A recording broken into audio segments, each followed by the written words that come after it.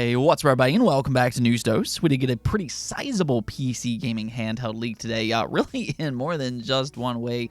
This thing is absolutely massive. You'll understand why here in a bit, but it's something that I want to talk about today because move on over. The Steam Deck and the ROG Ally is getting some real competition. Then also, Xbox Game Pass is making a change just ahead of Starfield's release, and I've found some of the responses a little amusing, to say the least. I really don't know anymore, guys. The whole Starfield fiasco has already been bad enough, but the Xbox scrutiny, it knows no bounds. To get things started off, though, Nintendo just announced a new Mario Wonder Direct for later this week, and this is really interesting for two different reasons. We'll go and get into that second reason here in just a moment, but first off, Mario Wonder will get its own Direct on August 31st at 10 a.m. Eastern Time. So go ahead and set your alarms as Nintendo prepares 15 minutes of gameplay. I do kind of wonder, no pun intended, but I do wonder if they'll announce online multiplayer. They've kept this information close to the vest so far, and it has sparked some controversy online, which is kind of strange, honestly. I don't really understand why Nintendo is keeping this information just so secret, unless maybe they're doing something completely different with its multiplayer that needs some in-depth explanation. I don't know. This whole situation is weird, but I guess we will find out hopefully later this week, again on August 31st at 10 a.m. Eastern Time. Here's the thing, though, because there's a story inside the story. If you watched yesterday's video, you might remember us talking about the Zippo leak, and, well, yeah, he has had a bit of a mixed track record in the past. There's also been times that he has indeed been correct, and this is one such example. He not only claimed that there will be a Nintendo Direct next week, but he also claimed that Nintendo is planning a Mario Wonder blowout, presumably on Wednesday or Thursday, which has been proven accurate today. He was absolutely on the money here. And, I mean, if you kind of put two and two together here, is the rest of his leak maybe correct as well? Is that Nintendo Direct actually going to happen next week? I mean, we can cross our fingers here. I certainly hope so. But this does add some credibility to his claims.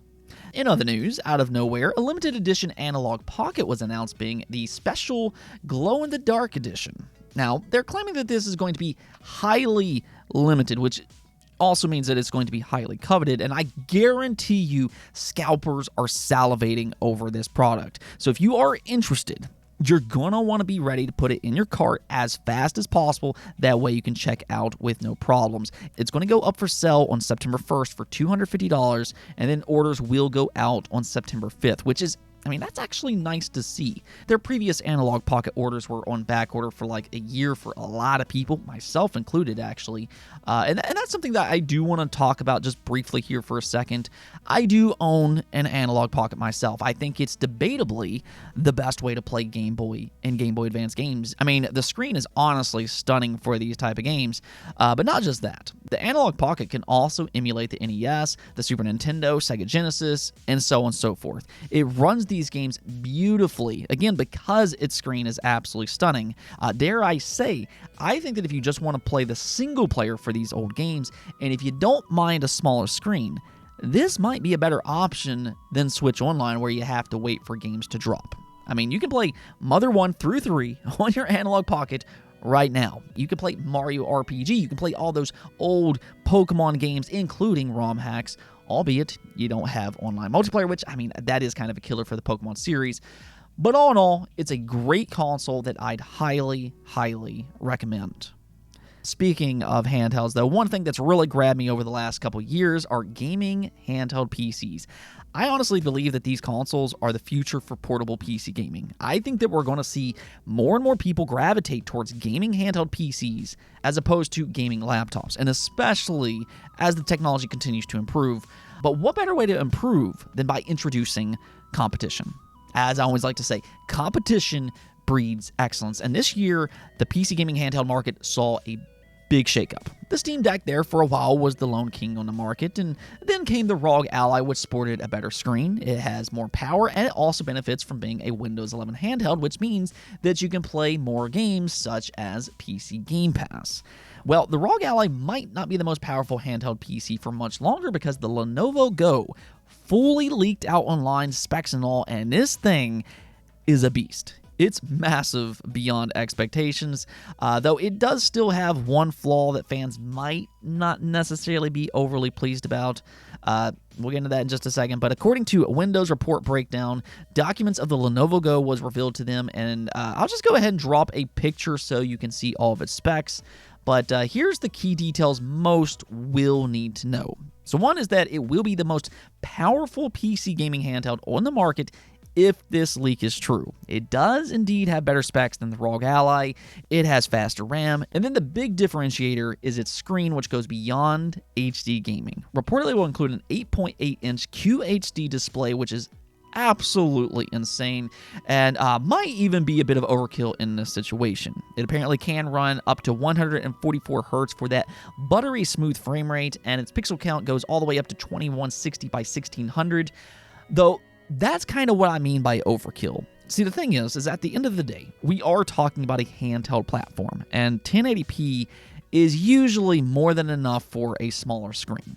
I mean, 2160 by 1600, it feels like a great feature that they can boast about, which, that's good for marketing, but in a real-world scenario, I don't know if you're necessarily going to want to push your resolution up that high.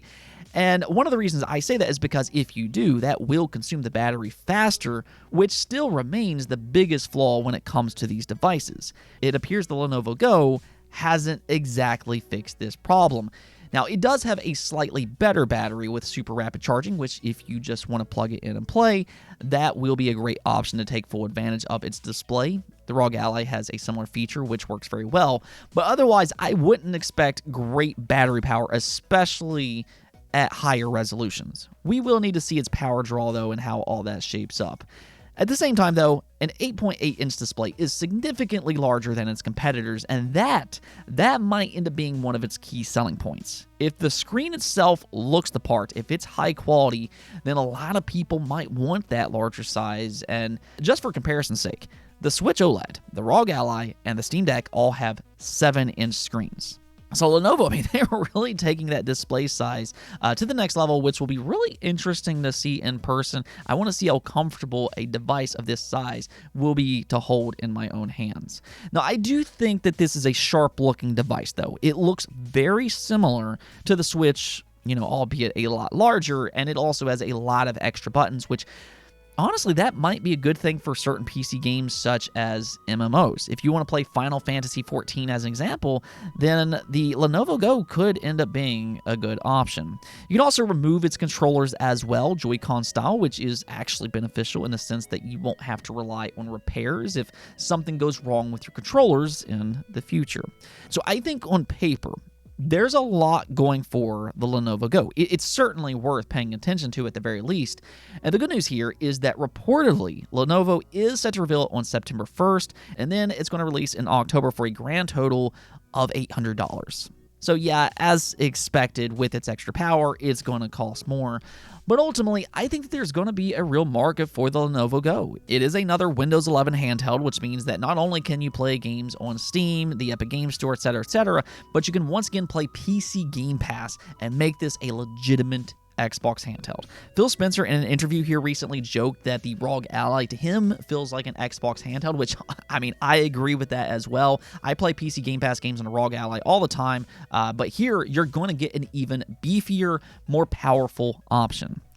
Let me know what you all think, though. Are you interested in the Lenovo Go? And what do you think about all of these PC gaming handhelds releasing all at once? It is starting to get pretty competitive here, but at the same time, it might also be a sign to wait for the next best thing. We could see even bigger improvements over the next 2 years, so are these PC gaming handhelds worth jumping into right now, or is it best to wait an extra year or two for maybe even a better battery, which is still the biggest flaw, I would say, when it comes to these handhelds?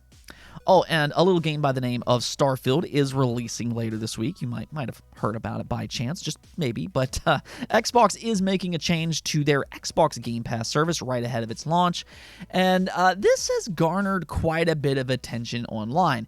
Xbox is once again removing its $1 promotion trial, which, truthfully, I don't think should be at all surprising. In fact, I think that this is the smart and logical move to make because this is debatably Xbox's biggest release in years and years. So the writing's on the wall here. A lot of people are going to sign up for Game Pass just to play Starfield. I mean, we are going to see a big uptick here. And Microsoft, they're going to want to maximize their profits. They don't want to just give this game away. They want some type of return for one of their biggest games ever made.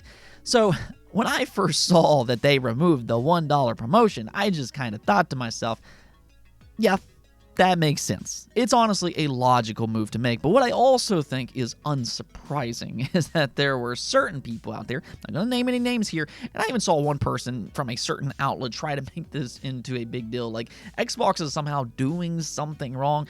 I mean, the entitlement is just, wow. Do they want Xbox to just give Starfield away for free, and if they don't, they're doing consumers wrong? Is that what we're trying to say here? I don't know. It just always feels like there's some people out there that wants to nitpick every single thing that Xbox does. Now, I think the reason for that is just because Xbox became such a clickbait machine during the Xbox One era. They were easy to hate on, and they drove so much traffic to different websites and YouTube channels. So you still see a lot of that happen to this day, but the nitpicking, it's just so obvious by this point. I mean, I feel like we can do better as a game community. Just look at Starfield as an example. There's been one ridiculous discourse after another, and I've never seen anything like this before, all because it's an Xbox branded game now. And now it's a problem that Xbox wants to make money on their biggest release.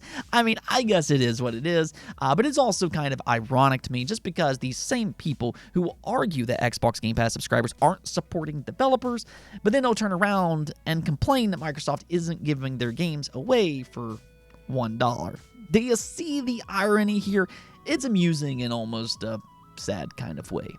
Oh, and while we're on the topic of Starfield, Bethesda just dropped Starfield's Day One patch, which, if you want to be ready for its Day Zero release, you might want to go ahead and download this ahead of time. It is quite sizable, which only adds to its already big download. The patch alone for Xbox is roughly 15 gigabytes, whereas the PC version is 13 gigabytes. Now, as for what they're actually patching here, though, this includes fixes for its performance and stability, visual improvements, gameplay updates, and then also quest fixes as well. So they're fixing up a lot of things here, which I always kind of find this stuff to be interesting. You would think that these companies would want this stuff in their game while reviewers are playing said game because critics are kind of important to their release, but this is a standard practice in the game industry by this point, so it must not be all that big of a deal. But either way, if you're excited for Starfield, again, you might want to prepare ahead of time because technically you could play it at midnight when it releases here in just a few days.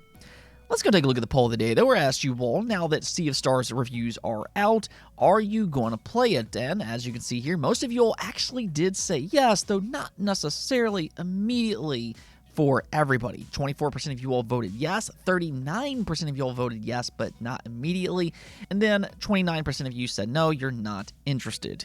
So, I mean, it's really good to see that there's just so much interest for this game. I actually downloaded it last night myself and played it on the ROG Ally. I mean, it really does feel like such a special game. But the big thing about Sea of Stars is that it's also one of the most readily available premium games that we've ever seen. It's launching directly into both Game Pass and PlayStation Plus Extra Day One. So, I mean, we're talking about tens of millions of subscribers. But I think what we're kind of seeing here is that Sea of Stars, it's also worth the asking price if you're on PC or the Nintendo Switch. Definitely give it a try. Hey, for that matter, if you're not a Game Pass or PlayStation Plus Extra subscriber, this game is still worth it on those platforms. The only issue is that it's launching between Baldur's Gate 3, Armored Core 6, and Starfield. I mean, these are three behemoths of games, and that's more than likely why we're seeing so many people say that they're going to play it, just not necessarily this second. 2023, though, I mean, it just never slows down. Anyways, that's it for this episode, but if you liked the video, don't forget to pound notification and subscribe button for more content just like this. Also, if you'd like to support the channel through Patreon, thank you for making this content possible. Peace out.